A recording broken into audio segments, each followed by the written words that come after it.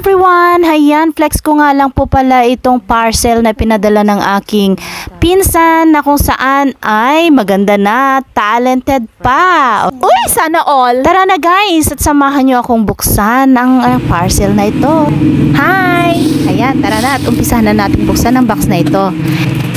Siya pala guys, ang parcel na ito ay pinadala noong binyag ni baby last year, December 2023. O, diba? Mag-iisang taon na pero ngayon ko lang ma-upload. O, sino relate dyan? Naabutin ng ilang taon bago ma-upload ang mga pictures and videos sa kanilang mga cellphone. O, ngayon alam mo na hindi ka nag-iisa. Marami tayo. Uy! Eto nga po pala ay mga personalized invitation ng binyag ni baby. Pati na rin candles and souvenirs. Dahil ito nga po pala ang business ng aking pinsan. Ipapakita ko po sa inyo ang mga cute na invitations na kanyang ginawa. At ito nga ay isang attache case. O diba? Ang cute?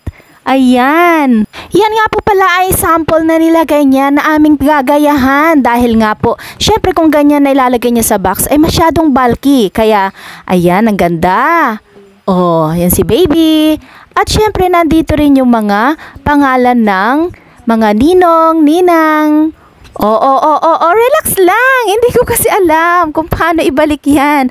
So, ayan, no, diba? Cute guys. Ayan, ito yung mga gamit niya na gagamitin namin para pag na-assemble namin, nandyan yung mga handle, mga names. Ayan. Ayan, kompleto siya guys. At dito naman tayo sa pinaka-exciting part guys. Ayan ay toys. Akala ko ay pinadala din ng pinsan ko para kay baby.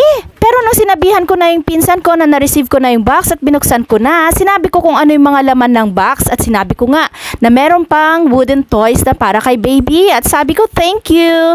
Yun pala, wala daw siyang inilagay na laruan. At inisa-isa ko na nga inilalabas ang laman ng box at ito nga ay ang gamit ng para sa invitation ni baby. Pero teka, nawawala ang kandila. At sabi ng pinsan ko may nakasabay daw siyang nagpadala nung araw na yon. Kaya posibleng napagpalit nila ang inilagay sa box.